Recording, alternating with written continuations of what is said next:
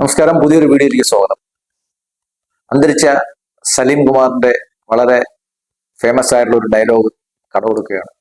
ഇത് എനിക്ക് വട്ടായോ അതോ ലോകത്തിന് മുഴുവൻ വട്ടായോ എന്ന് ചോദിച്ചതുപോലെ ഇത് എനിക്ക് വട്ടായോ അതോ ഈ ക്യാബിനറ്റിന് മുഴുവൻ വട്ടായോ എന്ന് നമുക്ക് ചോദിക്കേണ്ടി വരും. ഇന്ന് അന്വേഷിച്ച കേസിൽ ആക്രമിച്ച കേസിൽ പ്രതികൾക്ക് ജാമ്യം കിട്ടാൻ വേണ്ടിയിട്ട് പഴയ ഡിഫി നേതാവിനെ പബ്ലിക് പ്രോസിക്യൂട്ടറായിട്ട് തുടരാൻ അനുവദിച്ചത് കൊണ്ട് ഈ കേസിലെ പ്രതികളെ ഇനി കസ്റ്റഡിയിൽ ആവശ്യമില്ല എന്ന് പ്രോസിക്യൂട്ടർ കോടതിയിൽ അറിയിച്ചതനുസരിച്ചിട്ട് കോടതി അവർക്ക് ജാമ്യം കൊടുക്കുകയായിരുന്നു. ഈ ഗവൺമെന്റ് അധികാരം ഏറ്റെടുത്ത് ഒരു മാസം കഴിഞ്ഞിട്ടും ഈ പബ്ലിക് പ്രോസിക്യൂട്ടർമാരെ മാറ്റുന്നതിന് ഇവർക്ക് എന്താ ഇത്ര പേടി? അവർക്ക് ജനങ്ങൾ കൊടുത്ത അധികാരത്തിനെ പറ്റിയിട്ട് അവർക്ക് ഓർമ്മയില്ലാത്തതുകൊണ്ടാണോ അതോ മദ്യലഹരിയിൽ എല്ലാം കൂടെ ഉറക്കമാണോ? അതായത് വീര്യം കുറഞ്ഞ മദ്യമാണോ വീര്യം കൂടിയ മദ്യമാണോ എന്നുള്ള കാര്യത്തിലാണ് സുധീരനും ചെന്നിത്തലയും സതീശനും ഒക്കെ ചർച്ച ചെയ്യുന്നത്. എന്ത് ഗതികെട്ട ഒരു പ്രോസിക്യൂഷനാണ് ഈ നടന്നത്? ഇത്ര നിരുത്തരവാദിത്വപരമായിട്ട് ആ ഒരു പ്രോസിക്യൂട്ടറെ പ്രവർത്തിക്കാൻ അനുവദിച്ച സർക്കാരിനെ നമുക്ക് ഏത് രീതിയിൽ വിശേഷിപ്പിക്കാൻ സാധിക്കും? ഇത്ര നീചമായിട്ടുള്ള ഒരു ആക്രമണം ലോകത്തുള്ള എല്ലാ ഡിജിറ്റൽ മീഡിയയും റെക്കോർഡ് ചെയ്ത് വെച്ചേക്കുന്ന ഒരു ആക്രമണം കണ്ടിട്ട് അവർക്ക് യാതൊരു രീതിയിലും ജാമ്യം കൊടുക്കില്ല എന്ന് ഉറപ്പായിരുന്ന ഒരു കേസിന് ഇന്ന് പ്രോസിക്യൂട്ടറെ മാറ്റണമെന്നും പറഞ്ഞ് SHO ഇന്നാണ് അപേക്ഷ കൊടുത്തിരിക്കുന്നത്. ഇത് കഴിഞ്ഞതിന് ശേഷം ഈ പ്രോസിക്യൂട്ടറെ മാറ്റിയിട്ട് സ്പെഷ്യൽ പ്രോസിക്യൂട്ടർ വയ്ക്കണമെന്ന് SHO ഇന്നാണ് തീരുമാനിക്കുന്നത്. ഈ SHO 15 വർഷക്കാലം സ്പെഷ്യൽ ബ്രാഞ്ചിൽ ജോലി ചെയ്ത് ഇരുന്ന പിണറായി സേവകനാണ്. അയാളെ ഇതുവരെ മാറ്റിയിട്ടില്ല, പ്രോസിക്യൂട്ടർ ഇതുവരെ മാറ്റിയിട്ടില്ല. പിന്നെ ഈ എന്ത് കിഴങ്ങാണ് യവന്മാരൊക്കെ ഉണ്ടാക്കുന്നത്? ആരോ പറഞ്ഞ പോലെ യവന്മാരൊക്കെ എന്ത് തേങ്ങ ചെയ്യുന്നത്?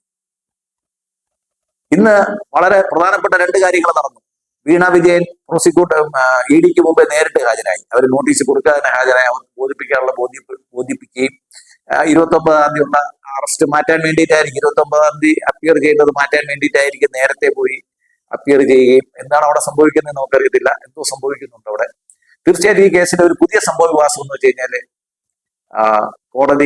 കോടതിയിലെ ഈ എൻഫോഴ്സ്മെന്റ് ഡയറക്ടറേറ്റ് ഈ കേസിന് കക്ഷി ചേർന്നിരിക്കുകയാണ്. സാധാരണഗതിയിൽ ഒരു ക്രിമിനൽ കേസിനകത്ത് ആക്രമിക്കപ്പെടുന്ന ആള് പ്രതിയും അക്രമം നേരിടുന്ന ആള് സാക്ഷിയുമാവുകയും ഗവൺമെന്റ് പ്രോസിക്യൂട്ടറായിട്ട് ആ കേസ് നടത്തിക്കൊണ്ടു പോവുകയുമാണ് സാധാരണയുള്ള നടപടിക്രമം. എന്നാൽ ചില അസാധാരണ ഘട്ടങ്ങളിൽ ആക്രമം നേരിട്ട ആള് കൂടെ കേസിൽ കക്ഷി ചേരുകയും അങ്ങനെ വരുന്ന ഘട്ടങ്ങളിൽ ഗവൺമെന്റിന് പ്രോസിക്യൂഷന് ഈ പ്രതികളുമായി ഒത്തുചേരാൻ സംവിധാനം ഉണ്ടാകാതിരിക്കുകയും ചെയ്യുന്നുണ്ട്. പല കേസുകളിലും അങ്ങനെ സംഭവിക്കുന്നുണ്ട്. നിയമപരമായിട്ട് നമ്മൾ വളരെ സാക്ഷരത എന്ന് അറിയാമെങ്കിൽ പോലും പല കേസുകളിലും കക്ഷികൾക്ക് ഉള്ള ഈ ഒരു അവകാശം, അവർക്ക് കേസിൽ കക്ഷി ചേരാനുള്ള അവകാശം പലരും ഉപയോഗിക്കാറില്ല. ഇവിടെ ED ഉദ്യോഗസ്ഥന്മാര് ആ കേന്ദ്ര ഗവൺമെന്റാണ് ഈ കേസിൽ കക്ഷി ചേർന്നിരിക്കുന്നത്. ഈ ഗീനാകുമാരിയെ പോലുള്ളവർക്ക് നേരിടേണ്ടി വരുന്നത് സെൻട്രൽ ഗവൺമെന്റിന്റെ പ്രോസിക്യൂട്ടർമാരായിരിക്കും. ഇനി ഈ കേസിൽ ഇവരുടെ ഒത്തുകളി നടക്കില്ല എന്നുള്ള കാര്യം നമുക്ക് ഉറപ്പായിട്ടുണ്ട്. പക്ഷേ ഈ സർക്കാർ അധികാരം കിട്ടി ഇത്രയും ദിവസമായിട്ടും ഉറക്കത്തിലാണ്. പണ്ട് നമ്മുടെ ഹിന്ദു പുരാണത്തിലെ മഹാവിഷ്ണു അദ്ദേഹത്തിന്റെ കൃത്യങ്ങളിൽ ഏർപ്പെടാതെ യോഗനിദ്രയിൽ മയങ്ങുകയും മഹാവിഷ്ണുവിന്റെ ഈ നിഷ്ക്രിയ യോഗ നിദ്രയിൽ കോപാകുലനായി മഹർഷി അദ്ദേഹത്തിന്റെ നെഞ്ചില് തൊഴിക്കുകയും ചെയ്തു. ഇതൊരു പുരാണത്തിലെ കഥയാണ്. അപ്പോ നമ്മുടെ ഉറങ്ങുന്ന മന്നവന്മാരുടെ നെഞ്ചിൽ തൊഴിക്കാനുള്ള മാമുനിമാര് എന്ന് വരുമെന്ന് നോക്കി നമുക്ക് കാത്തിരിക്കാം. നന്ദി, നമസ്കാരം.